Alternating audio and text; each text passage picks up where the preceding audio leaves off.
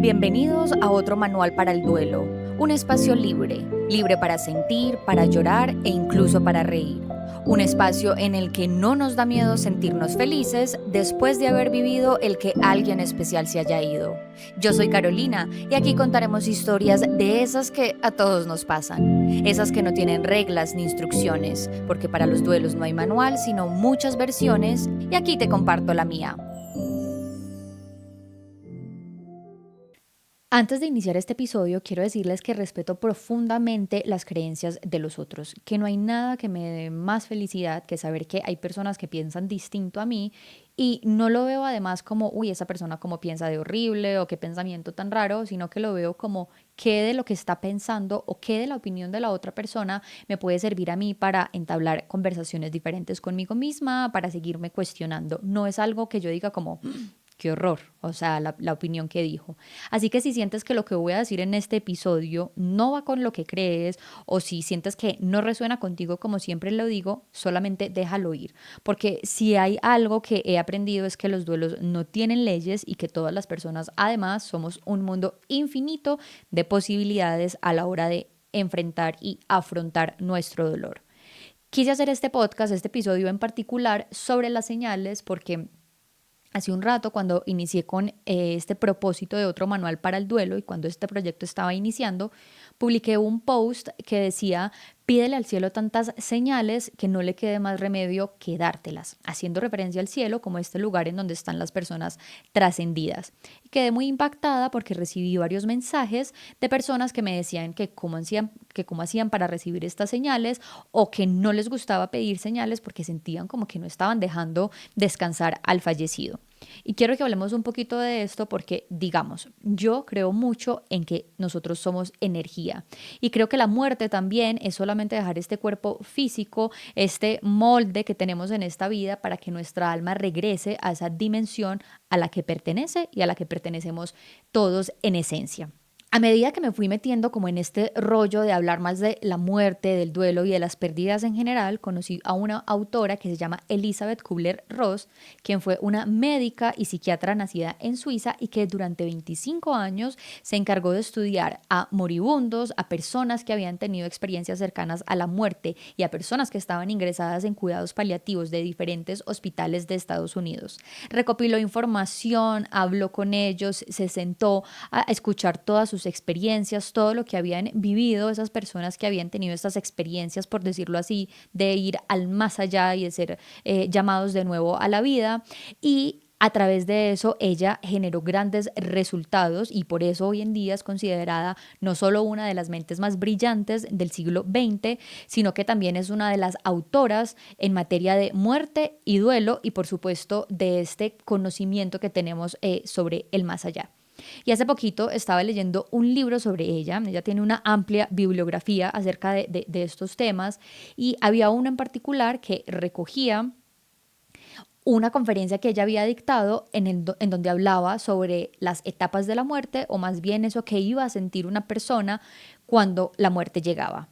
La primera etapa que esta autora describe es la de la liberación del alma, que se da cuando este cuerpo que tenemos aquí, como yo le digo, el molde, se deteriora. Y no importa cuál sea la causa del deterioro, el efecto siempre va a ser el mismo. Un deterioro puede ser un homicidio, un suicidio, una enfermedad. La segunda etapa es la de la energía psíquica, que es cuando el alma ya liberada del cuerpo cuenta con la capacidad de ver, de percibir y de registrar todo lo que sucede en el lugar donde murió, la gente que está alrededor, todo lo que está sucediendo.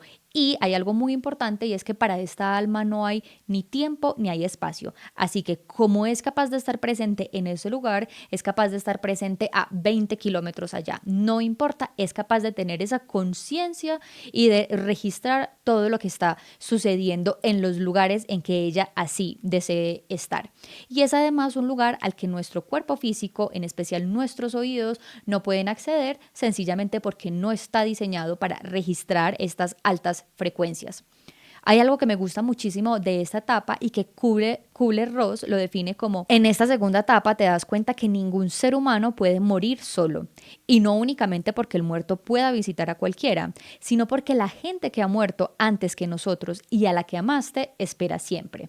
Porque ella dice algo muy importante, y es que cuando nosotros morimos, cuando nuestra alma se libera, lo primero que vemos es a esa persona que amamos o a esa persona que fue importante para nosotros. Y que, por ejemplo, en el caso de los niños que mueren, que trascienden primero que sus papás o que las personas que fueron importantes, habla ella de que hay unas presencias como unos guías, o en otros casos está la Virgen María, o en otro caso está Dios. Esto es lo que ella habla de su experiencia y, como les digo, de sus investigaciones. ¿Cuál es entonces la tercera etapa de la muerte? Es la conciencia de que la muerte solo es el nacimiento hacia otra forma de vida. Dice esta autora que quienes han tenido experiencias cercanas a la muerte y quienes han estado a punto de cumplir como este ciclo de vida, pero han sido de nuevo llamados a este plano, describen esta etapa como una transición. Algunos lo ven como un puente, algunos como una puerta, otros como un túnel. Depende mucho de factores culturales que hayan rodeado a esa persona, pero todos coinciden en que siempre, siempre, y yo creo que esto también nosotros lo hemos escuchado, y es que siempre hay una luz brillante, casi una luz de claridad absoluta. ¿Por qué les cuento todo esto? Miren, cuando mi papá se murió, con el tiempo, cuando me pasó como ese shock de que se hubiera ido, me entró una profunda angustia porque no iba a volver a saber de él, ¿saben? Como que durante ese tiempo yo pensaba que él me iba a llamar o que todo iba a ser normal, pero hubo un momento ya cuando me pasó como toda esta etapa de negación que tuve en mi duelo, y fue esa angustia de saber que no lo iba a volver a ver, de saber que no lo iba a volver a sentir, que no iba a volver a saber de él. Y fue literal un miedo profundo. Yo siempre pensaba que pensando en él, que tratando de tener como su recuerdo presente, de memorizar para siempre sus ojos, su loción, su cara o la barbita que tenía cuando así que le crecía, que era como chusudita, e iba y me abrazaba, iba a sentir más su presencia. O que quizás de pronto teniéndolo más presente en cada paso, en cada minuto o en cada cosa que yo hacía, iba a hacer que mágicamente él se me apareciera. Pero la verdad es que esto solamente me estaba haciendo daño, porque lo que estaba haciendo era llevar el duelo con la cabeza, como desde la parte racional de lo que uno siempre espera, y es obviamente que nunca se le muera a uno nadie, y menos a alguien tan cercano como un papá, y no lo estaba llevando con el corazón, que siento yo que es el lugar en donde deben de estar guardados nuestros dolores. Como les decía, y por eso les hice todo este contexto, yo creo que todos somos energía y que nuestra alma es energía que habita un cuerpo. Y por eso cuando a mí me dicen como hay que dejar descansar, yo en particular, y también vuelvo y les recuerdo respetando todas las creencias, me pregunto, ¿dejar descansar a quién o qué? Respeto todo, pero para mí no hay descanso. No es como que, ay, sí, nos morimos y nos vamos a descansar. No, yo siento que nosotros cuando morimos volvemos como a ese estado puro de nuestra alma, y el alma no necesita ningún descanso. Yo siempre he tenido una relación muy abierta, si es que así se le puede decir, con mi papá, y entendí que él no se me iba a aparecer así en la esquina de la cama o parado cuando yo abriera los ojos. Y por favor, a mi papá le digo que sé que está escuchando esto, que no quiero que suceda, o sea, no quiero que se me aparezca de esa manera. Pero sí me preguntaba mucho cómo íbamos a hacer para entendernos, porque yo sentía que él estaba ahí, pero yo decía, ¿cómo voy a hacer para entenderme con él desde su plano y yo desde el mío? Por ese entonces, y todavía sin saber muy bien qué hacer, teniendo como este deseo en mí de tener como una relación entre almas, entre planos con él, y de obtener como sus señales, empecé a estudiar sobre los ángeles. No porque quisiera hacerle lecturas a las demás personas o porque quisiera darle mensajes a las otras personas o hacer las lecturas de ángeles, sino porque yo sentí en mi interior como esa profunda necesidad de tener esa conexión en mi vida. Y ahí llegó un libro que se llama De la mano de los ángeles, y les aviso que llevo además un tiempo sin leerlo, llevo como 2 años sin terminarlo, porque tiene tantas cosas y está tan cargado de información que yo siento que he necesitado integrar como capítulo a capítulo antes de seguir. Así que esa es mi recomendación si en algún momento se lo quieren leer. El caso es que hay uno de los capítulos que habla sobre el tema de recibir mensajes de los ángeles, de cómo aprender a recibir estas señales de estos seres espirituales. Y a partir de esto yo creé mi propia versión de pasos, de tips, de consejos, o me creé a mí misma un pequeño manualito, por así decirlo, de cómo recibir las señales de mi papá. Yo dije, aplique la siguiente lógica: si esto me sirve para recibir mensajes de los ángeles, pues seguramente también me va a servir para recibir un mensaje de mi papá, que es un alma que ya está trascendida. Así que aquí se los voy a compartir. Ojo que esto no es un manual, yo no les puedo asegurar que esto tiene éxito, no les puedo asegurar tampoco que esto va a ser igual a las expectativas que tú tienes. Te estoy hablando de lo que yo siento que a mí me funcionó y de lo que creo que puede servir para afinar nuestra comunicación entre almas. Repito, no soy experta, no soy medium, no me comunico con los muertos, no tengo nada de eso. Soy una persona que simplemente busca estar más conectada con su propia alma y a la vez estar más conectada con el alma de las demás personas que están cerca acompañándonos desde otra dimensión. Puede sonar como un cliché esto que les voy a decir, porque además nos han hablado mucho a las redes sociales sobre esto, y es la intuición, o sobre seguir nuestra intuición. Lo que pasa es que no es un cliché, sino que es cierto.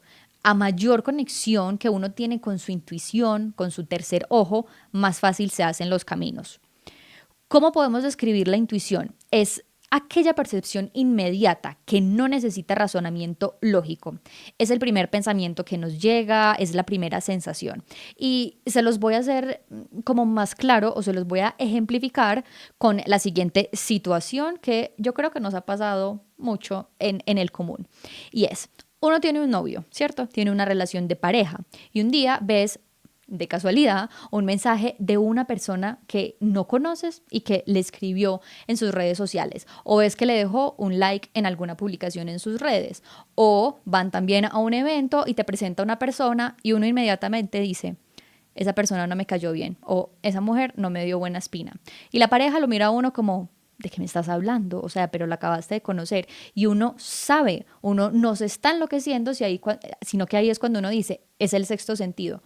No, no es el sexto sentido, es la intuición. Y yo creo que en el 99.9% de las veces nunca falla. La intuición entonces es ese no sé qué que te impulsa a seguir un camino cuando perfectamente habrías podido tomar otro. Y no es ni buena ni es mala, es simplemente intuición. Lo que pasa es que acallarla es muy fácil, porque en nuestro día a día, nuestro ego, nuestros pensamientos y nuestra mente domina muchísimo más que nuestro tercer ojo. Así que aquí la primera tarea es empezar a ser más abiertos a escuchar a esa intuición, ¿cierto? Que no les sea tan fácil dejarse llevar por otras cosas que tenemos en nuestra conciencia, sino escuchar lo que tenemos allá, como en lo más adentro. La intuición es como ese yo sabía que no tenía que ir a esa fiesta, o ese yo presentía lo que estaba pasando y no hice caso.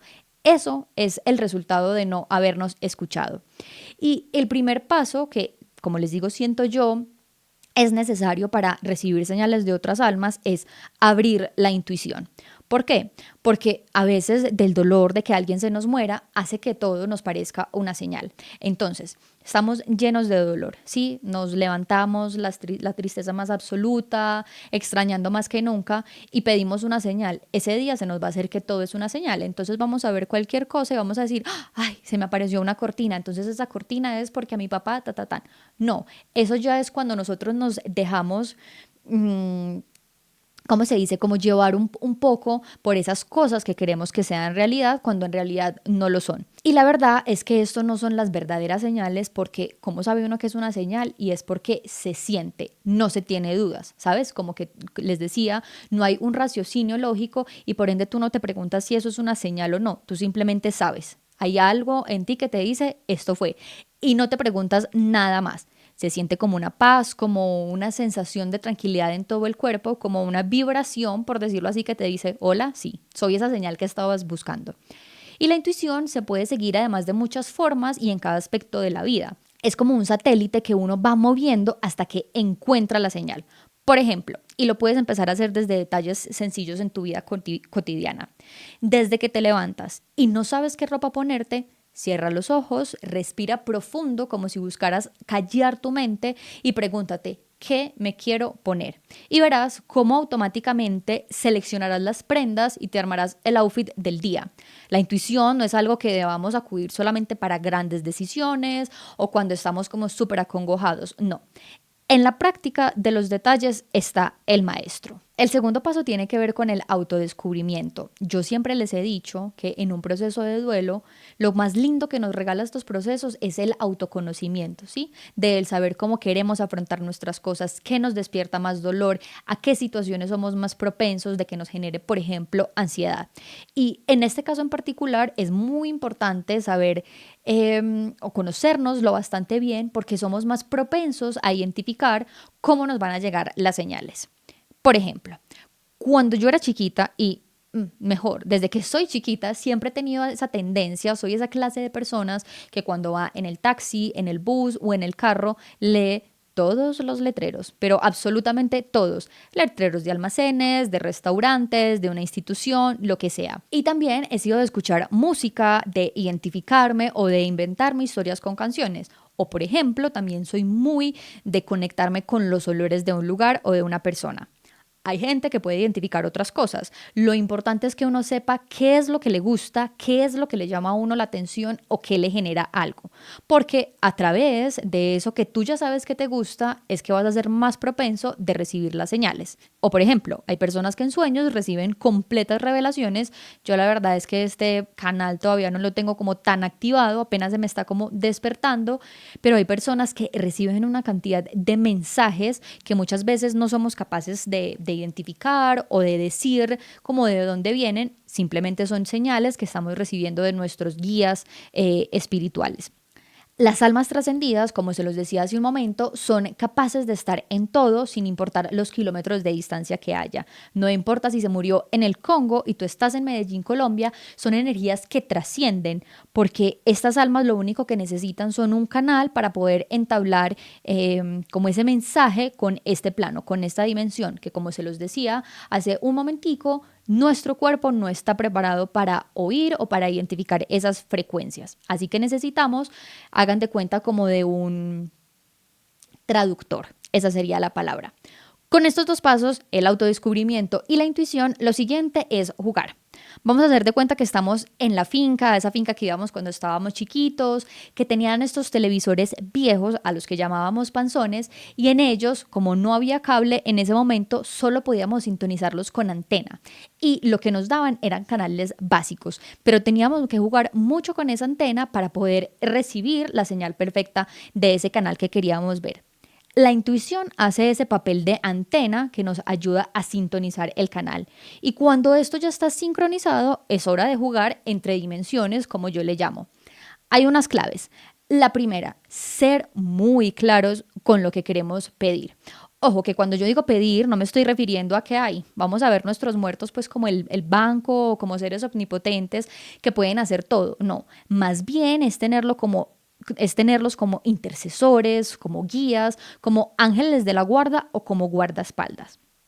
La segunda clave es entender que las señales son para sentir su compañía cuando nos sentimos en soledad y también para que nos den pistas. Yo las uso en momentos en los que me siento como muy perdida o como muy angustiada o que siento que no tengo claridad. Obvio, a veces uno recibe señales, ya les voy a hablar de esto, recibe señales en momentos que tampoco lo está pidiendo. Sí, pero es una manera también de hacernos ver que están ahí, que están presentes en cada momento.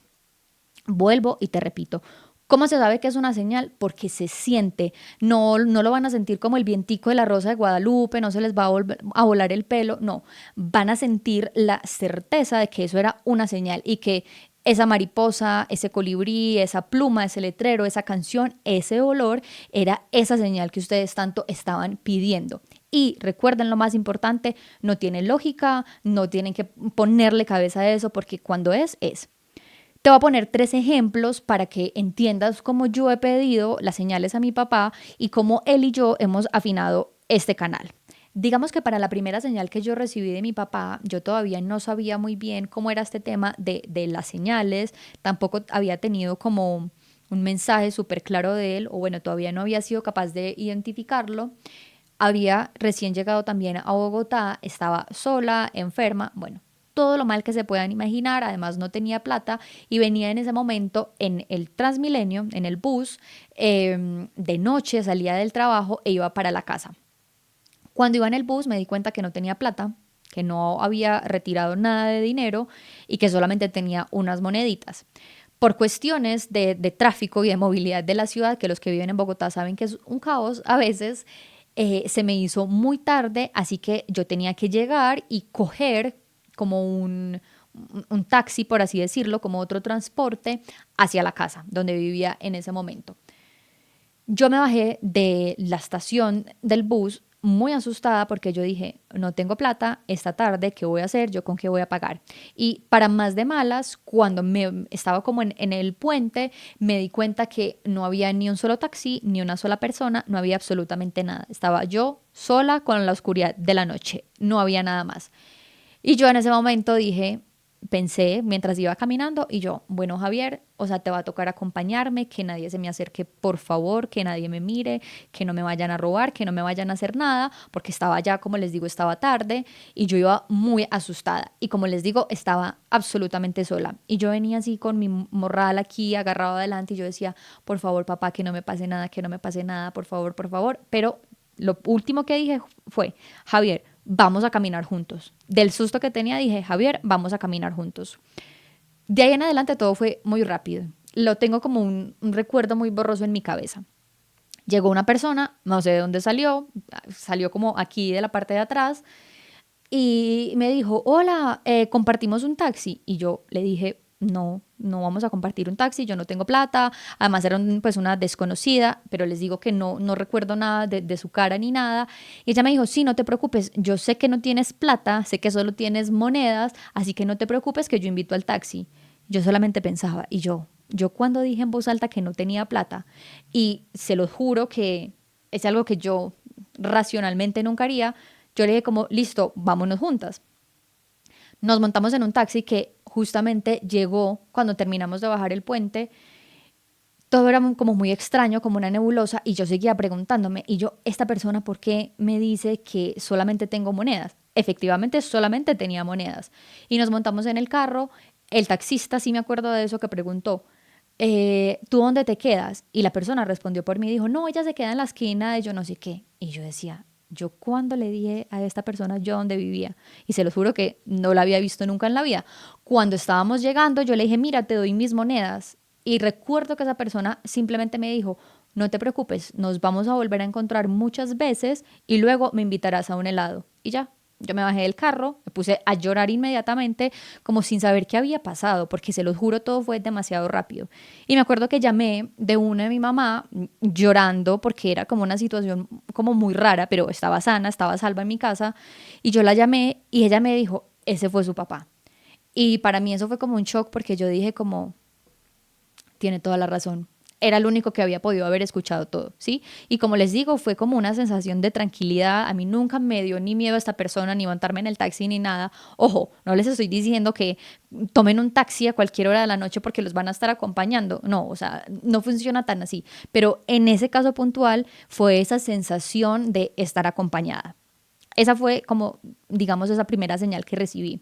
La segunda señal fue, ya estaba en todo este tema de entender mejor cuál iba a ser como ese canal con mi papá. Y me acuerdo que a mí, por ejemplo, yo decía, no, listo, yo leo muchos letreros, entonces seguro voy a recibir algo en un letrero. Y no, resulta que un día, caminando, como mirando hacia el suelo, cosa que yo pocas veces hago, me encontré con una pluma súper linda. Y en ese momento como que yo sentí la pluma y venía pensando también como en mi papá, creo que fue particularmente un día en el que estaba muy triste y para mí cuando yo la agarré fue como, se los juro, yo he visto muchas plumas en la vida, pero cuando yo cogí esa pluma fue como una sensación de tranquilidad, de paz, de todo.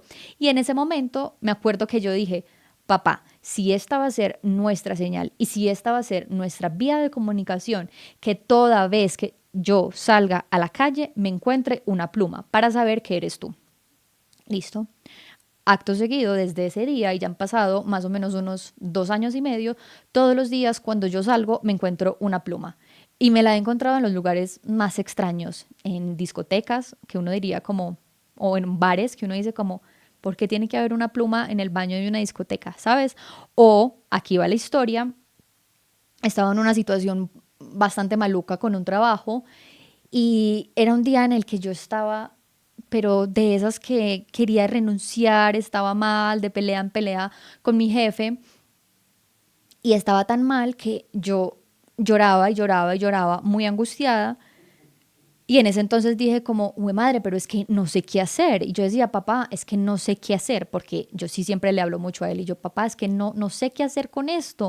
O sea, me quedo, no me quedo, ¿qué es este karma o qué estoy pagando yo para vivir esta situación? Y así, envuelta en llanto, envuelta en lágrimas, estaba en ese momento en Estados Unidos, en la casa de mi tía, y entré al baño, que literal nadie entra a ese baño, y abrí, y lo primero que veo como en la taza del inodoro, como en la tapa de la taza del inodoro, era una pluma, pero se los juro que era una pluma como de este tamaño, o sea, era una pluma gigante, hermosa, brillante, y yo la vi y fue como, respiro, todo va a estar bien, sé que estás ahí, sé que estás acompañándome. Y la tercera fue pedida directamente, o sea, fue una señal que pedí directamente. Yo siempre había querido viajar a Argentina, siempre había sido mi sueño viajar a Argentina, y el año pasado estaba entre que se me entraba el loco de decir no, tarjetazo, me voy, sea como sea, pago ese viaje como sea y me voy. O él, soy una mujer consciente, lo planifico, lo hago con orden, no afecto mis finanzas. Y yo todos los días me metía a buscar tiquetes y buscaba tiquetes y cada vez estaban más caros y yo decía, no, esto no lo voy a lograr, no lo voy a lograr, no lo voy a lograr. Y un día yo dije, quiero pasar mi cumpleaños en Argentina. O sea, peor todavía porque la época estaba súper costosa, todo. Y me acuerdo que iba caminando, ya así con el loco, o sea, a punto de decir, me voy para un banco y pido un crédito, no me importa, me voy a pasar mi cumpleaños allá. Y yo dije lo siguiente, no, voy a ser una persona cuerda y dije, Javier, así tal cual en estas palabras, se los juro. Y yo, Javier, necesito que tú me des la señal hoy de si me voy para Argentina a pasar mi cumpleaños o no. Pero si tú no me das hoy la señal, o sea, yo ya me enloquezco y tomo medidas desesperadas porque era un sueño de verdad que quería cumplir. Y yo dije, si tú, yo necesito que tú me des la señal de si debo irme y si debo comprar tiquetes, lo que sea. Listo. Pónganle ustedes, esto fue 9 de la mañana. En la tarde ya estaba en mi casa, todo estaba trabajando y recibo un correo de una aerolínea que decía, hola Carolina, te informamos que abrimos nuevo destino, Bogotá-Buenos Aires. Anímate a viajar. Empezamos a volar desde el 16 de junio. Nótese que mi cumpleaños es el 18 de junio. Y en ese momento cuando yo leí ese mensaje y cuando me metí, los precios eran, o sea, una cosa que uno decía como, no te puedo creer, era, o sea, muchísimo menos de la mitad de lo que estaban los tiquetes en ese momento, que fue como esa sensación de decir, ya, esta era la señal. Pues, ¿sabes? Y se los juro que ese fue el viaje más perfecto de toda la vida. Y cuando al final nos estábamos regresando, hay una cosa que a mí siempre me ha encantado y es la loción de mi papá. Cuando yo tengo la oportunidad de olerla, aunque ya no es tan común, pero cuando tengo la oportunidad de olerla, para mí es como volver a él. Y estábamos en el aeropuerto de Buenos Aires, mi mamá y yo, ya nos regresábamos para Colombia, eran como las 3:30 de la mañana. Y yo iba caminando y yo iba diciendo, papá, gracias de verdad por este viaje, fue fantástico, fui demasiado feliz, la pasé súper bien. Y venía yo tan concentrada en mis propios pensamientos que me choqué como con algo y yo como, ay, me iba a pedir perdón pensando que era una persona. Y cuando veo, era como una estantería completa de una tienda del aeropuerto que todas las lociones que estaban ahí eran precisamente todas las lociones que utilizaba mi papá. Eran 3 lociones y justo estaban las 3 lociones. Ahí se sintió como un, yo estoy aquí, ¿sabes? Como yo estoy escuchando lo que me estás diciendo. Entonces esto es para que vean 3 maneras diferentes. Ojo, lo que les digo, las plumas son esa señal que yo siempre recibo de él, que yo cuando la veo digo como, estás aquí, estás caminando conmigo, lo sé, te siento. Pero hay otras señales que uno puede recibir de diferentes maneras en esos momentos como de angustia o de desazón. Son señales que te muestran que esa persona está allá. Uno solamente tiene que tener esa intuición y esa conciencia de saber que es una representación de esa alma trascendida. Como les digo, esta es mi experiencia, esto es lo que me ha sucedido a mí hasta el momento, no es un checklist que ustedes tienen que hacer para recibir la señal del alma de esa persona que trascendió, simplemente sean muy abiertos y sientan siempre por encima de que crean que es una señal o no, sientan siempre la compañía de esas personas que están ahí mirándonos, que están orgullosos de nosotros y que por sobre todo están siempre ahí para salvaguardarnos, para defendernos, para protegernos y para mostrarnos siempre el camino. Solamente tenemos que tener bien abiertos los ojos, pero no estos ojitos hermosos con los que vemos la vida, sino los ojos de nuestro corazón y también los de nuestra intuición, que como les digo, es lo que nos ayuda a entender mejor esta comunicación entre planos. Y por supuesto, siempre mi recomendación es resuenen y vibren con lo que ustedes sienten que les pertenece, con lo que sienten que les gusta. Y si ustedes dicen como, ay no, Carolina se enloqueció, o sea, seguro eso fue una persona en que estaba pasando normal y ella es una confiada que se montó en el taxi con cualquiera, o el correo para irse a Argentina lo pudo haber recibido en cualquier otro momento, o seguro estaba en spam. Piensen lo que sean, siempre y cuando ustedes les pase algo, sientan que estaba hecho o que fue una señal para ustedes y que era básicamente el mensaje que tenían que recibir. Cuéntenme también si aplican uno de estos tips que les dejé o si empiezan a buscar señales de las personas pues, que ya trascendieron en sus vidas y nos escuchamos en un próximo episodio de Otro Manual para el Duelo, el podcast.